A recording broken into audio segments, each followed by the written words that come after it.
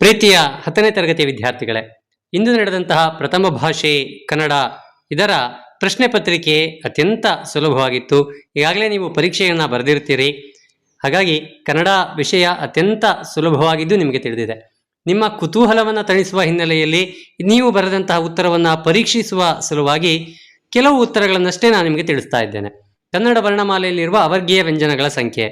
ಸರಿಯಾದ ಉತ್ತರ ವರ್ಗೀಯ ವ್ಯಂಜನಗಳು 25, ಅವರ್ಗೀಯ ವ್ಯಂಜನ ಡಿ 9. ವಧೂಪೇತ ಪದ ಈ ಸಂಧಿಗೆ ಸೇರಿದೆ. ಬಿ ಸವರ್ಣ ದೀರ್ಘ ಸಂಧಿ. ಪಾರಿಭಾಷಿಕ ಪದಗಳನ್ನು ಅನ್ಯ ಭಾಷೆಯ ಪದಗಳನ್ನು ಬಳಸುವಾಗ, ಪ್ರಮುಖ ಪದಗಳನ್ನು ಬಳಸುವಾಗ ಬಳಸುವಂತಹ ಲೇಖನ ಚಿಹ್ನೆ ವಾಕ್ಯವೇಷ್ಟನ. ಸಿ ವಾಕ್ಯವೇಷ್ಟನ. ವರ್ತಮಾನ ಕಾಲಸೂಚಕ ಪ್ರತ್ಯಯ ಡಿ ಉತ್ತ.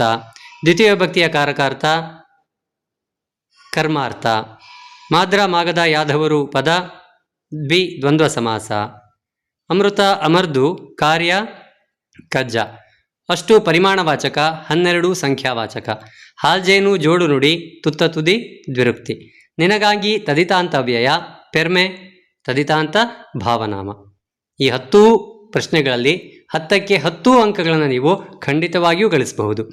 ಇನ್ನು ಒಂದು ವಾಕ್ಯದ ಉತ್ತರಿಸಿ, ಅದು ಸಹ ತುಂಬ ಸುಲಭವಾಗಿತ್ತು. ಕನ್ನಡಕ್ಕೆ ಪರ್ಷಿಯನ್ ಶಬ್ದಗಳು ಯಾವಾಗ ಬಂದವು? ಮಹಮ್ಮದಿಯರ ಆಳ್ವಿಕೆ ಅವಧಿಯಲ್ಲಿ. ಹುಲಿಗೆ ಪರಮಾನಂದವಾಗಲು ಕಾರಣವೇನು? ಶಾನುಭೋಗರ ದುಷ್ಟಾದ ಶರೀರವನ್ನು ನೋಡಿ. ಶಾನುಭೋಗರ ದುಂಡಾದ ಶರೀರವನ್ನು ನೋಡಿ. ಲಂಡನ್ ನಗರದಲ್ಲಿ ಪ್ರಸಿದ್ಧಿ ಪಡೆದ ಸಿಂಪಿಗಳು ಸ್ಯಾವಿಯೋ ಸಿಂಪಿಗಳು. ಕಾಶ್ಯಪಿ ಎಂಬ ತಂಗಿ ಇಲ್ಲ ಎಂದು ಹೇಳಲು ಕಾರಣವೇನು? ಮಾವನೆಂದು ಹೇಳಿ ಸೋದರ ಮಾವನೆಂದು ಹೇಳಿ ಸರಿಗೆ ಕೊಟ್ಟರೆ ಮುಂಚಿನಂತೆ ಸೊಕ್ಕಿ ಕೆಡುವರು ಎಂಬ ಕಾರಣದಿಂದ. ಹಲಗಲಿ ಗ್ರಾಮ ಇಲ್ಲಿದೆ, ಗೊತ್ತಿದೆ, ಮುಧೋಳ. ಪರಶುರಾಮ ದ್ರೋಣನಿಗೆ ಯಾವುದರಲ್ಲಿ ಅರ್ಘ್ಯ ನೀಡಿದ? ಮಣ್ಣಿನ ಪಾತ್ರೆ. ಪುಟ್ಟಪೋರಿಯ ಅಮ್ಮನ ತೂತು ಬಿದ್ದ ಸೀರೆಯಲ್ಲಿ ಬಾಲರವಿ ಸೊರಗಿದ್ದಾರೆ. ಇನ್ನು 3-4 ವಾಕ್ಯದಲ್ಲಿ ಉತ್ತರಿಸಿ. ಇದು ಸಹ ಸುಲಭವಾಗಿದೆ. ಲಿಪಿಯ ಜಾಡು ಆರಂಭಗೊಂಡ ಬಗೆ ಹೇಗೆ? ವಿಶ್ವೇಶ್ವರಯ್ಯನವರ ವಿದ್ಯಾಭ್ಯಾಸ. ಈಗಾಗಲೇ ಪೂರ್ವಸಿದ್ಧತಾ ಪರೀಕ್ಷೆಯಲ್ಲಿ ಪ್ರಶ್ನೆ ಇತ್ತು. ಉಲವರ್ತ ಅಂಗಡಿಯಲ್ಲಿ ಸಿಗುವ ವಸ್ತು, ಅದು ಸಹ ಬಂದಿತ್ತು ಪ್ರಶ್ನೆ. ಕಲಿತ ವಿದ್ಯೆಗಳಾವು ಅನ್ನುವಂಥದ್ದು ಕೇಳಿದ್ದಾರೆ. ಹೊಸಗಾಲದ ಹಸು ಮಕ್ಕಳನ್ನು ಹಕ್ಕಿ ಹೇಗೆ ಅರಸಿದೆ? ಹಲಗಳಿಗೆ ದಂಡು ಬರಲು ಕಾರಣವೇನು? ಸ್ಥಳದಲ್ಲಿನ ಮಣ್ಣನ್ನು ಸಂಗ್ರಹಿಸಿದ ಬಗೆ. ರಾಜಕೀಯ ಸ್ವಾತಂತ್ರ್ಯದ ಮಹತ್ವ. ಜ್ಞಾನಿ ಅಜ್ಞಾನಿಗಳ ಸಂಘದ ಬಗೆಗಿನ ಅಭಿಪ್ರಾಯ. ರಾಜರ ಪ್ರಕೃತಿ ಹೇಗಿರುತ್ತದೆ? ಇನ್ನು ಕವಿ ಮತ್ತು ಕಾಲ. ಕವಿಗಳ ಪರಿಚಯದಲ್ಲಿ ಎನ್ ಮೂರ್ತಿರಾವ್ ಮತ್ತು ರನ್ನ.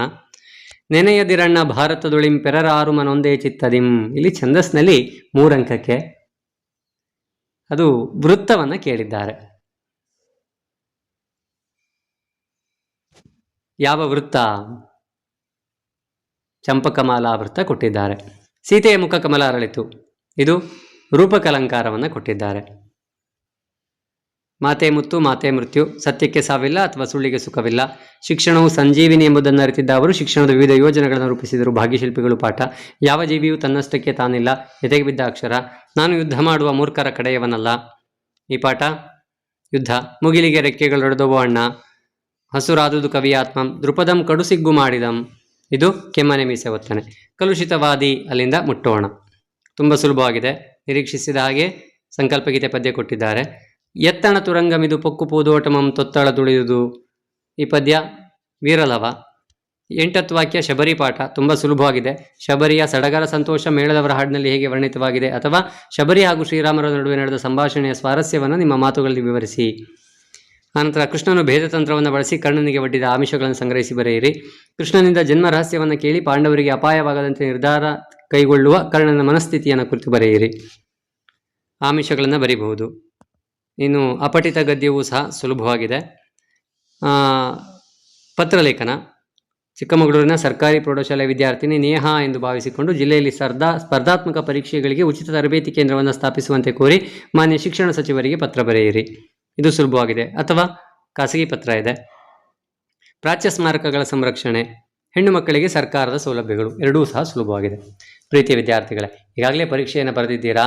ಪರೀಕ್ಷೆಯಲ್ಲಿ ಏನೇ ಆಗಿರಲಿ, ನೀವು ಚೆನ್ನಾಗಿ ಬರೆದಿದ್ರೆ ಬಹಳ ಸಂತೋಷ ಪಡಿ. ಚೆನ್ನಾಗಿ ಬರೆದಿಲ್ಲ ಅಂತಂದರೆ ಯೋಚನೆ ಮಾಡಲಿಕ್ಕೆ ಹೋಗಬೇಡಿ. ಮುಂದಿನ ವಿಷಯ ಯಾವುದಿದೆ ಅದಕ್ಕೆ ಸಿದ್ಧತೆಯನ್ನು ಮಾಡಿಕೊಳ್ಳಿ. ಶುಭವಾಗಲಿ.